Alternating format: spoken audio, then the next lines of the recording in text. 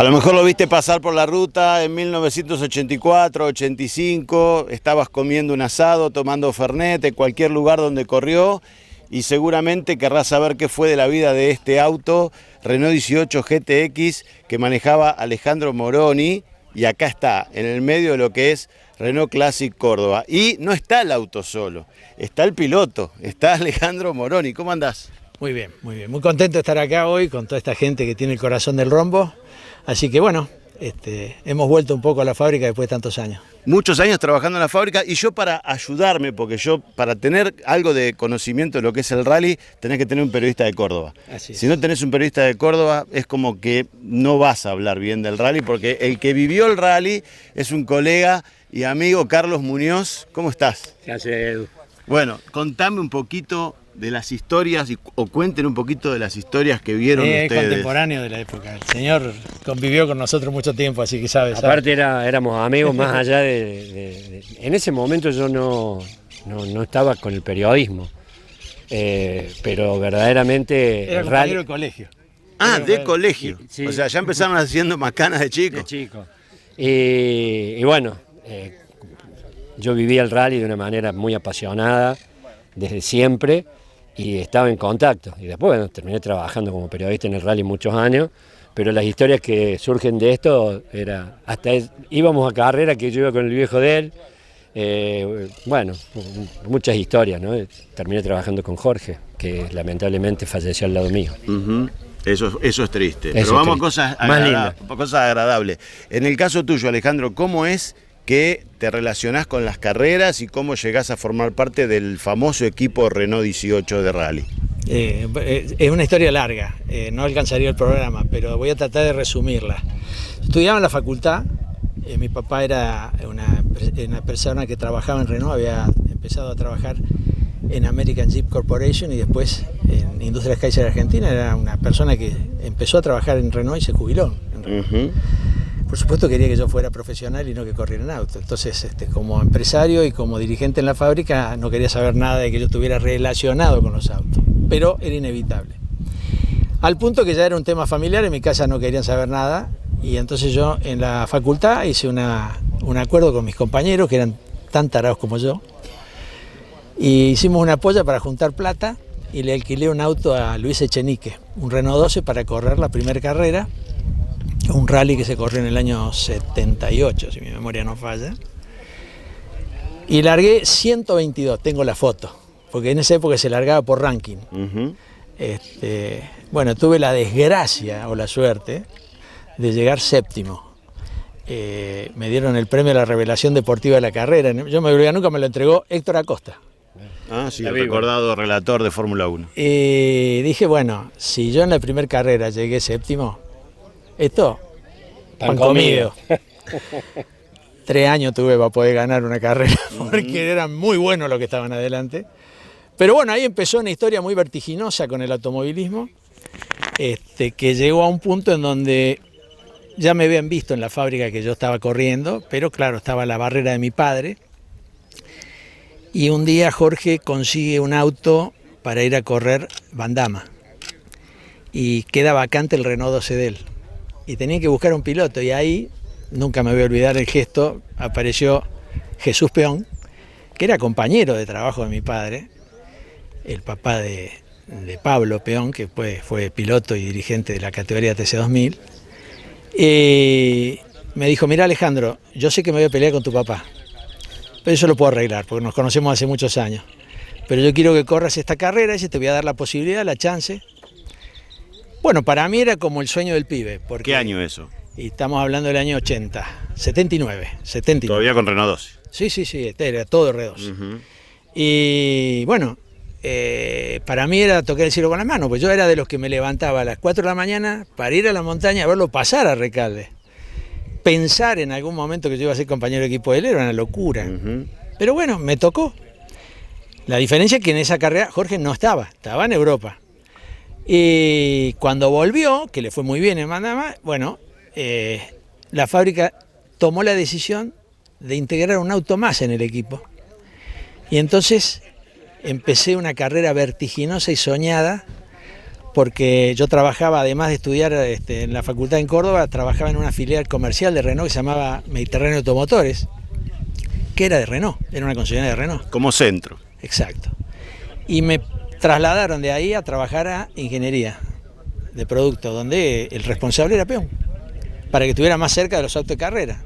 Y no conforme con eso, la fábrica decidió internar la idea de tener un nuevo equipo de competición dentro de la fábrica, y muy cerquita de acá, en unos galpones que están allá al fondo, que acá los que eran empleados de Renault lo conocen como el Chocón, acá está una leyenda, se decidió hacer un taller de competición y me dijeron, bueno, mira, vos vas a ser jefe de competición además de correr, te ocupás de todo. Empezamos primero por desmalezar y limpiar, porque eso era una cueva de rata, como estaba, hacía años que ya no tenía aviones la empresa. Era la ex pista de los DC3. Exacto. Y ahí empezó una historia que fue muy linda, muy vertiginosa, que además me dejó la posibilidad de trabajar al lado de un grande como Oreste Berta, que me ayudó y me enseñó muchísimas cosas que las pude capitalizar inclusive como piloto. Porque lo que pocos saben es que Berta es muy bueno preparando autos, pero era tan bueno manejando autos también. Lo que pasa es que no fue tan conocido por eso. Pero bueno, fueron años muy intensos que me llevaron a hacer una vida que, bueno, para mí fue soñada. ¿Y cómo surge la idea de hacer el equipo de los Renault 18? O sea, en el 81 lanzan el 18 y ya desde que lo estaban preparando se sabía que el automovilismo iba a ser, el rally iba a ser su promoción. No. Ahí tiene que ver mucho un francés que pocos conocen, que se llama Henri Paul Barret, que fue un poco el mentor de los rally. Él vino como director de ingeniería de Francia, pero era un tipo que le gustaba el rally. Y él fue el que impulsó de alguna manera la historia de que Renault se involucrara de lleno con el rally. Ya había habido una apuesta fuerte cuando se hizo la Vuelta a la América del Sur. Claro. Pero fue algo puntual. Después ya hubo una decisión empresarial de decir, vamos a desembarcar en esta categoría y desarrollarla, y entonces él empezó a dar apoyo a un montón de pilotos particulares, más allá de que después empezó a tener la participación directa con su propio equipo. Y la verdad es que cuando aparece el Renault 18, aparece un gran desafío, porque el 18 en el único lugar del mundo que se fabricó con motor 2000 centímetros cúbicos fue acá en Argentina. Y por extensión en México, pues se vendían autos a México. Pero la primera fábrica que desarrolla el auto con el motor de la Fuego es Santa Isabel. Santa Isabel. Después de todo el lugar del mundo es 1600, en algunos casos con turbo, pero hasta ahí llegaba. Sí. Tracción delantera, un auto que tiene 7 centímetros más de trompa que de cola, que tiene el 63% del peso en el tren delantero con respecto al puente trasero, que había que equilibrar peso. Era todo un desafío. Al punto que venía la gente de Renault Sport, yo no me olvido nunca de Jean Regnotti, que vino para correr el mundial que corrimos el Codasur del 79 con los Alpine, y él veía que estábamos trabajando ya en ese desarrollo y decía, no, pero ese auto no va a andar, el famoso no va a andar. Va a ser difícil de que lo puedan hacer ganar, y bueno, sin embargo lo logramos, y la verdad que se terminó desarrollando un auto con la colaboración de toda la fábrica, de los ingenieros de la fábrica, de Oreste, del Gordo Antelo, porque de los propios hermanos Batelli, muchos digamos, personas importantes del automovilismo, cada uno en su especialidad. No me olvido del ingeniero Ruiz, de Soria, de mucha gente de acá dentro de la fábrica que fueron de alguna manera los precursores y que llevaron a que Renault saliera de tener el 11% del mercado y llegar a tener el 37% del mercado, gracias a que el auto salía después con una calcomanía atrás que decía, mi auto ganó el rally, y el suyo. Y el suyo, sí, famosa. Realmente era realmente una Mientras yo brava. charlo un poquito con Carlos, ¿te puedo pedir que le abras el capó para mostrar el motor? Carlos, ¿cómo era desde el punto de vista del periodismo cordobés tener un equipo como Renault, y qué se vivió en esos años? Y trazando un paralelismo, era como tener un equipo oficial era un equipo oficial, pero como un equipo oficial del exterior, porque estaba profesionalizado, vos veías cómo se trabajaba, yo podía estar con Ale, con Jorge, con Mario Astilo, que corrió también en estos autos, y vos veías de la manera que se trabajaba para la época. Hoy sería un equipo normal, digamos, era un equipo de avanzada. el profesionalismo con que se hacían las cosas, cómo... Los rallies que se corrían, las distancias que tenían que manejar, ¿no, Alejandro? Los rally de hoy son carreras chiquitas comparadas con eso. Sí. Se corría, por ejemplo, la Vuelta de la Manzana, que llegaba a tener 3.000 y pico de kilómetros. Se corría 3 días, eran etapas prime de 150 kilómetros. Hoy un prime largo es 30 kilómetros, 35 kilómetros. Y las asistencias eran otras. Sí, las asistencias eran, digamos, móviles. No había parque de servicio o sistema trébol. Eran itinerantes con el mismo recorrido de la carrera. Se podían hacer en cualquier lado. Claro. Donde vos necesitabas reparar, ahí tenía que combinar con el equipo. Andaban en Gladiator. En T1000 serían las últimas. La T1000, que teníamos 3 T1000. Teníamos también un Mercedes Transporte 608 para llevar cubierta, porque para 3 autos llevamos un promedio de 250 cubiertas por carrera. 250 cubiertas. Pero para esas distancias de carrera... Solo pensarlo. Vos para que te una idea. ¿Con qué cubiertas corrías? ¿Con la FATE? Nosotros, ahí vas a ver atrás, de auxilio hay una testigo que me quedó con lo que corríamos nosotros en el inicio, porque si bien había un aporte importante tecnológico de... Vamos a ver el habitáculo, así me contás cómo era tu puesto de trabajo, porque el auto es original y está restaurado a la originalidad. Respetando todo. Acá tenés la cubierta. Esta era la FATE NRD. Sí. Esta cubierta no era metálica, era textil. Sí. Y era una cubierta que se trajo desde Estados Unidos. FATE hizo un acuerdo con General Tire, porque FATE no tenía tanta tecnología para desarrollar cubierta. Entonces se la trajo de allá porque el molde estaba en desuso. Esta cubierta en Estados Unidos era para una máquina de esas que van por arriba de las plantaciones haciendo la fumigación. Bueno, todavía no estaba desarrollada la cubierta radial de acero. No. La S211. Después vino la FATE AR28 y después vino la R30. Claro. Pero este fue el inicio. Pero esta goma era rapidísima.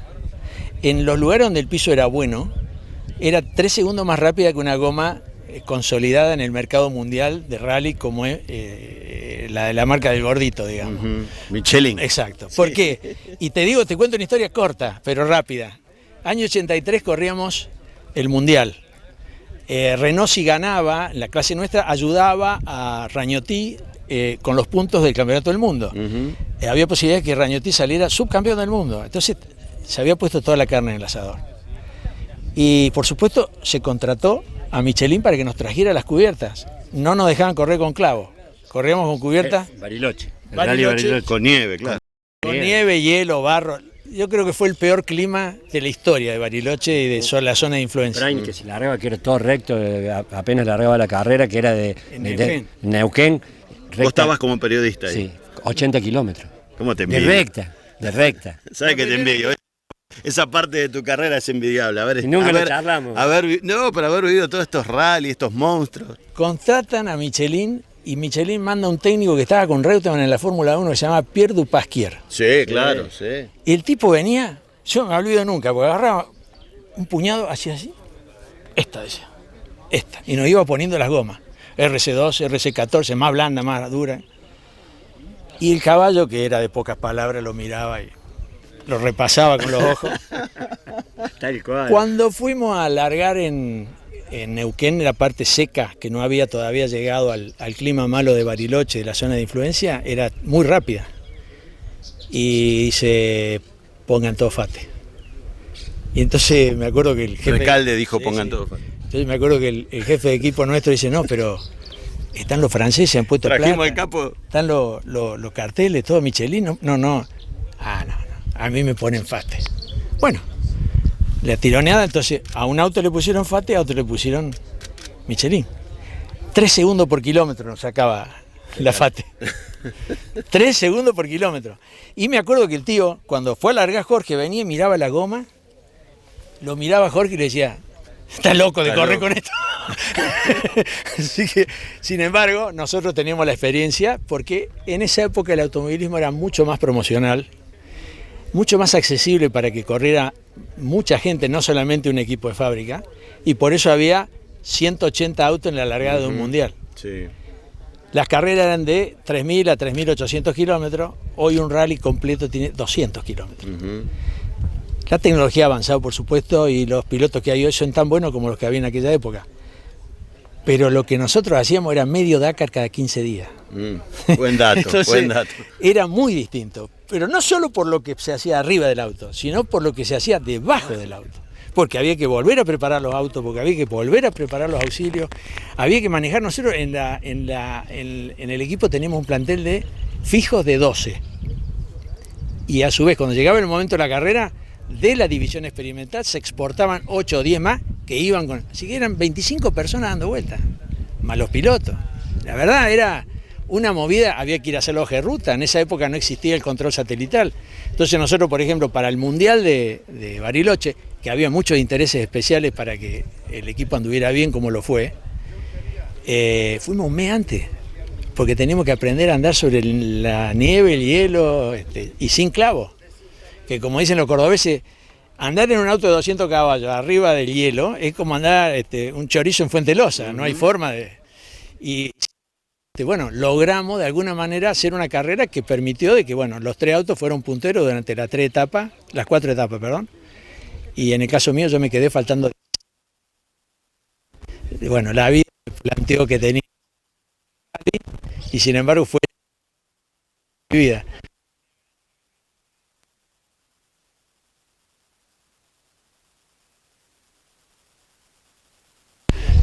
Pasando conferencia.